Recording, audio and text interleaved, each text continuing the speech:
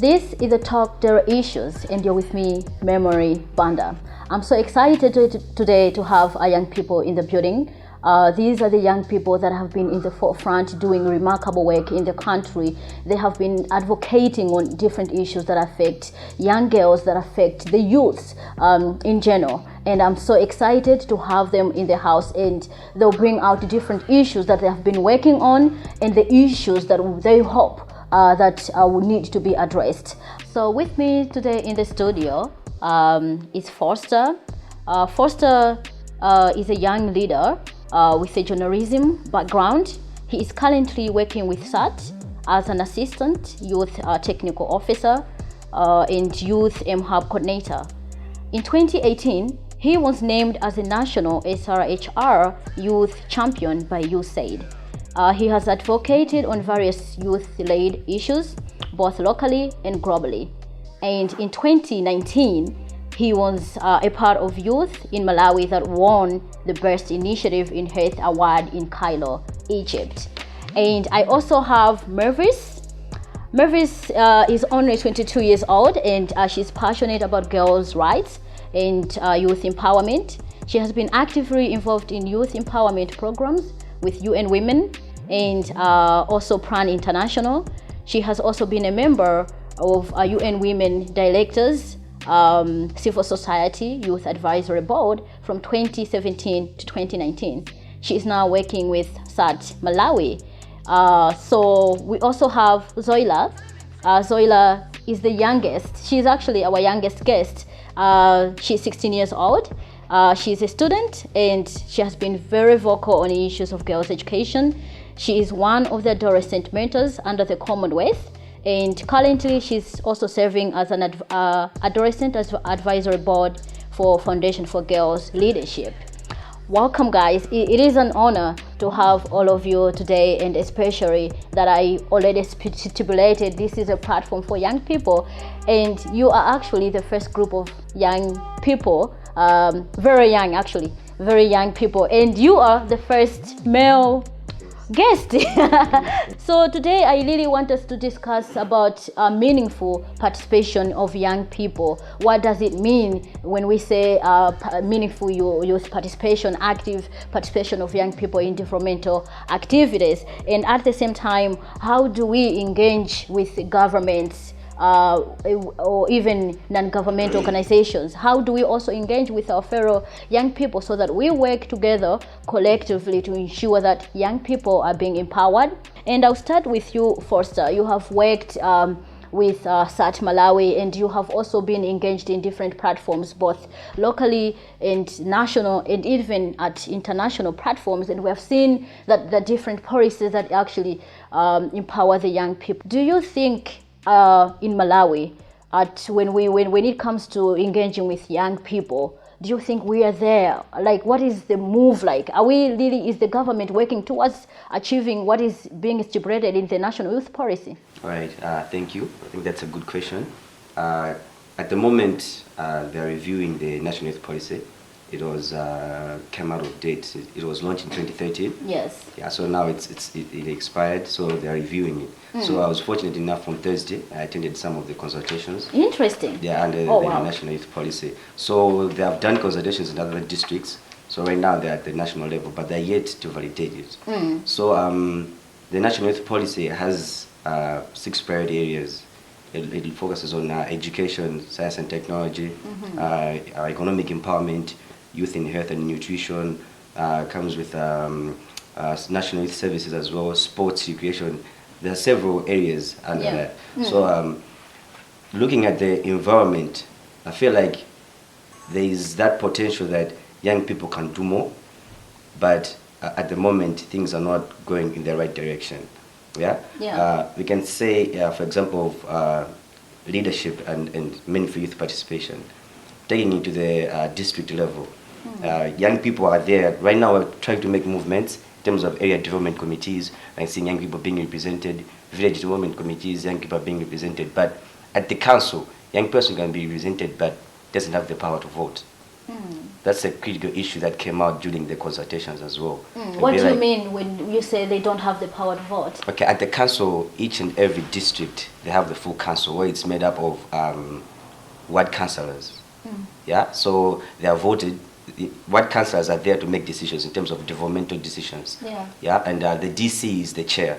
So the DC and other interest groups, including young people, people living with disabilities, women, they are there, they're represented, but they don't have a say when the decision is there. It's only the ward councillors that get to have to speak or to vote. So it's still there that young people are not empowered. They may be represented at the full council, but they don't have a say. And Mavis, can you just stipulate to me, why do you think the government needs to invest in the youths? Okay, thank you very much for that question. To begin with, I'll go back to something you said earlier about Malawi's population, saying Malawi's population is very youthful. A lot of people are young people. That itself is the number one reason the government should invest in young people. Because you see that in the end, there are these young people who have these like really amazing ideas on how we can develop our nation, but they're not really empowered. The environment around them does not support them to implement those ideas. So investing in young people, giving them a chance to put into practice what they have learned, what they're thinking about would be a very good start in developing the nation. I also want to go back to the issue of the internship program for one. You'll find that young people, when they're leaving school, they're full of those really great ideas. But now when they go out there into the industry, a lot of them are just staying at home when they have these really amazing things they could do. When they have expertise in different areas, in agriculture, in health, but they're not really, the spaces are not there for young people. So and you find that even for a young person fresh out of school to apply for a job, they'll say we need experience. Yes, and a young person, where will they get that experience? You find that you're just a fresh graduate. Yes, and then you find that almost every job vacancy is saying you need 4 years minimum experience or 5 years minimum experience. How do young people get these experiences? Is by government also investing in making sure that the internship program that they have is expanded, so that now it's not just bringing in more issues to us in only a few young people have access to it, but expand it so that it's not just a problem now on its own. It's assisting a lot of young people. Also expanding it into now the private sector, into CSOs, like making it something more of like a mandatory thing, like saying institutions should feel obligated, to have young people as interns, so that the spaces that we have in the government internship programs may not really be enough, but government should also take a step by partnership with CSOs, with private sector on introducing more of these spaces. Absolutely. So it's quite a lot of things that actually the government, and I like it that you have actually linked that it's not only the government that have to do this, it's also the private sectors. They have to ensure that they have programs that actually empowers the youth, that actually gives opportunities to the young people to be involved in different platforms in different sectors and actually in career growth. And I'd like to hear from Zoira. Zoira, you are a young person and you have been involved in so many activities that have to do with girls' empowerment. And I want to hear from you. What are the biggest challenges that young girls actually are facing out there? All right, Memory. I would say many girls are actually denied of proper education, because recently I've been at the village, so I saw a lot you of went to see family. So I see a lot of talented girls. They're talented, they know how to do everything, but then they're denied education. They can't go to school because their parents are discriminating them, because they're female. They're going to get married eventually, the husband will take care of them. That's their mindset. The boy has to go to school because he's going to help the home. He has to balance everything. You know how it's so funny how people think that that's an odd thing, where parents are simply just looking at the male figure in the family, that the boy has to go to school. It actually still happens, you know. People don't believe that. And in such a modern daytime, we still see people getting sexually harassed. I've seen my sister go to work and she has to wear something really long, have to cover her arms and everything, and I asked her, why are you dressed up like that? Can't you wear some? It was really hot. I was like, please wear something short. And she was like, no, be free. Be free. And she's like, no, my workplace they don't allow this. I was like, why? It's like, no, you're gonna spoil the kids, this and that. I was like, and maybe the male will look, and then they'll go like, like, let's say, that's why actually in the communities when a girl is raped, people say it's her fault. It's her fault. Why is it her fault? Exactly. In this modern day, I really expect people to know that, okay, if I dress like this, mind your own business. If I dress like, I buy my own clothes. Why is it your concern on how I'm dressing? That's none of your business. If you buy my clothes, okay, you be concerned. But then it's none of their business. For a man to actually be involved, it's like, no offense. No offense. But then for a guy to actually, I think guys are actually okay with girls dressing in short clothes. But then I think it's just the mindset of our men and how they're actually brought up. A man who's been brought up with morals and values, proper education, I don't think a man can do that. Yeah, exactly. If you bring up your children in the right manner, they're not going to do that. If you bring up the men of our generation, the coming generation, in a proper manner, I don't think our women will be scared to go out dressed in short clothes. We're not going to be scared. Well, we have really discussed a lot. We'll take it up from here. And now we are really going to have a short break. And when we come back, we're going to discuss further about the gaps that are there in the government in terms of empowering the young people, in the organizations and the alike, and how we young people can actively participate in different developmental platforms. Thank you so much.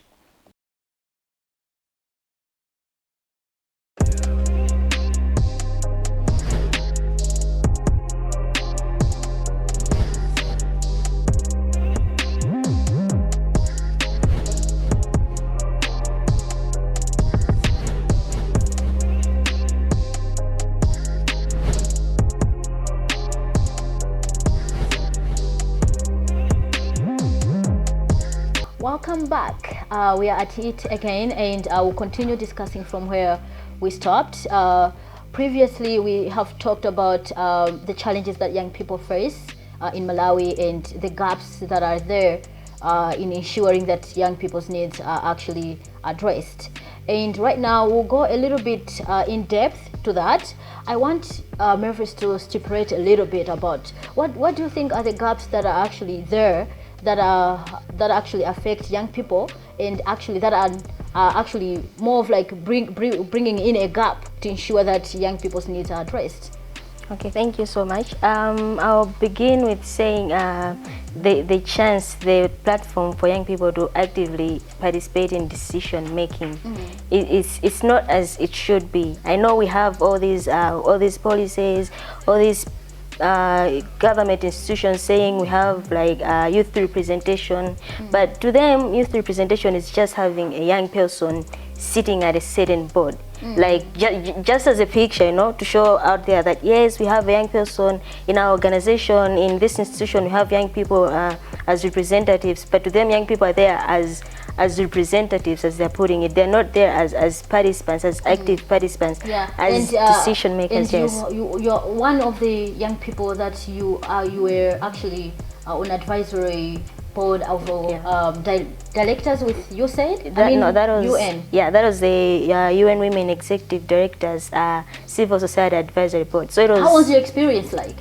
Overwhelming, I should say, because it was like a really large board. It had 12 people. Oh, wow. It was a global board. So all the other members of the board were like CEOs, founders, executive directors, and I was actually the only young person of that board. So for me, at first, it was like really overwhelming, because I felt like, what have I done as a young person to deserve sitting on this board, and what are the expectations? What are they expecting from me? So you really needed to work hard at it. Yes, I really needed to work hard at it, but most importantly, I really needed, coming back here now, here in Malawi, I really needed to have like connection, links with the people I should be representing, because I was there representing civil society in general and youth, young people in general. So this is another gap that is there actually, that you have, you find that young people are getting the chance to be part of these high platforms in decision making, like boards of the UN boards, different really like high platforms out there internationally, but the challenge now comes in when those people are back here in Malawi. Who do they have supporting them? Whose voice are they carrying in the country, taking it to that level? Because you find they're saying I'm a youth representative from Malawi, but coming back in Malawi, they're not connected to any youth network. They're not connected to any government institutions or anything. Yeah, it's a lot of work. Like empowering a young person doesn't mean just doing one thing. It means you have to do a lot of things. There's so many different approaches that actually young people can be reached out into. Yeah, so I'm not sure if there is anything else, but if there isn't, I want us to go back to it. I want to hear from Foster. What do you think that the government can do more? Okay, I will speak in terms of, I feel like young people are innovative enough. They are able to invent something, but the gap comes in where government don't take up these innovative ideas of young people. You can see some guy who harnessed the wind, the other guy who invented the cement making machine. Those young people are developing interesting ideas, but government and other institutions are not really that serious taking them up and developing their ideas, but we wait for other investors, national investors. Like for those guys that you have just mentioned, like later on it's actually international communities coming in, taking them.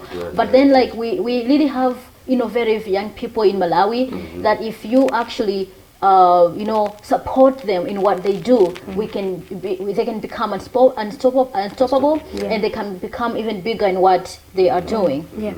What Foster said just reminded me of something I saw on social media. I think it was on Facebook during the early months when we had this COVID thing, when it was just still new. There's this guy, he's pretty popular on Facebook. I just saw a post about how he had invented a ventilator.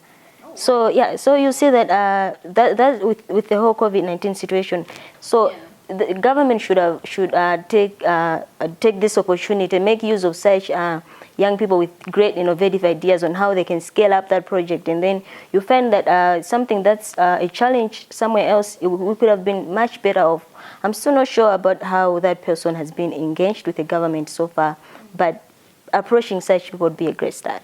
And also another way to go about it can be like maybe creating a basket fund, an investment fund where there's several resources located there, so that maybe a young person has developed a certain interesting idea, innovative idea. The money from that basket fund can be able to sponsor that direction as well. And also maybe on the agriculture side, also sponsoring maybe youth-led organizations in terms of schemes, irrigation side. Maybe you can see that maybe young people will be empowered and they'll be booming as well. And I just want on the final note from all of you, child marriage is a very big problem in Malawi, and I remember that with Mavis we were on a very big campaign. We worked with different organizations and they're like to actually change the legal marriage age from 15 to 18. And I wanted to say that's a very big movement that was laid by young people. I want to hear from all of you, why is it important that we have to build young people's movement in Malawi? Starting from Foster. Being 18 is actually the limit. Actually, I would say I would get married if I have a job, a car, and everything. I'm independent. I wouldn't actually want to depend on a man for everything. So I'd actually say 18, actually be dependent and get married. 18 is actually... It's even small. It's very small. That's why, on Plan International, they have that project 18 plus. Yes. I like that one.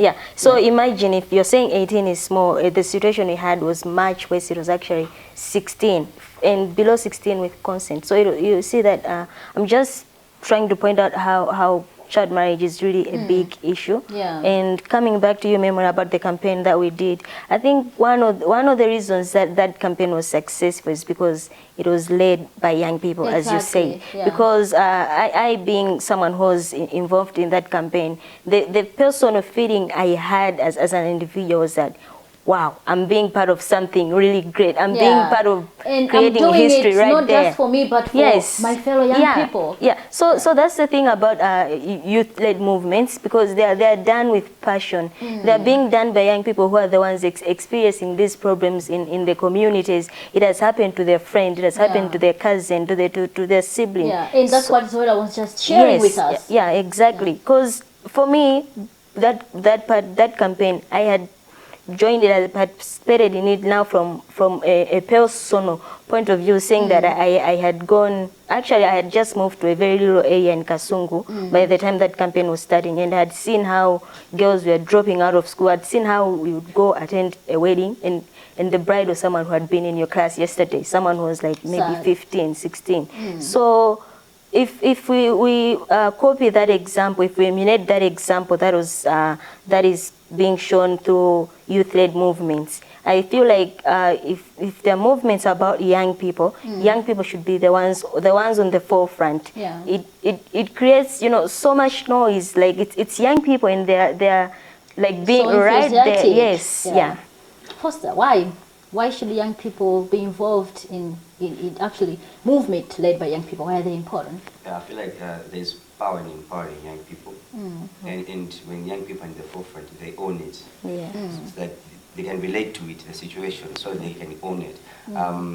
I'll give an example, like from where I'm working, SARS, they literally leave us to do programming, designing, everything on our own. So at the end of the day, when they're trying to hold us accountable, it would be easier for us to answer back to them. And actually, when it's youth-led, it has that vibe. You guys have fun at the end of the day. Yes. At the end of the day, you guys are solving a certain problem at the end of the day. So I feel like if we have a lot of youth-led organization or youth-led programs, I feel like at the moment it will show that Malawi, with its huge population, being young people, we can at least move somewhere else where maybe looking at situations like, for example, in South Africa, young people are able to stand in the forefront. Botswana as well, going to the parliament, holding those duty bearers accountable, and changing situations and narratives and other stories as well. So I feel like it's about time Malawi also adopt something like that. Exactly. Zoila? It's like making use of our young people. Yeah, I like that. Okay, we can't always rely on our elders because they're growing old. Now we have to take over. Yeah. So I don't think it's actually putting news to us. It's time we take over. You've done your part. Let us now lead. Give us the chance to speak.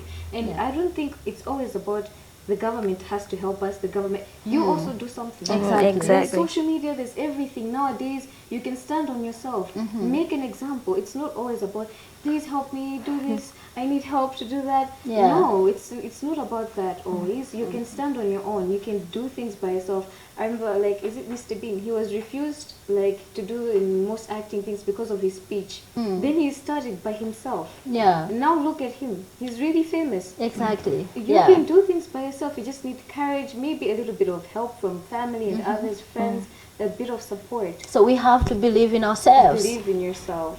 You have the power to do everything. Yeah. So that's it, guys. And we have really discussed a lot. And I like the biggest takeaway point is believe in yourself. You can be anything that you can ever dream of, and never underestimate the power of an idea. Never think that your idea is something that people cannot take. Your idea has a greater impact on people's lives, because we are the social changers. We can change every situation that actually surrounds us as young people. And to the government and to the CSOs and to all the influencers out there, we are young people, and we are not young in brain. We are capable of doing everything, and we have solutions to the issues that affect us directly. We know the things that affect us, and we have the solutions to the issues that affect us every day. And that's it, guys. Until next time, and you were with me, Memory Banda.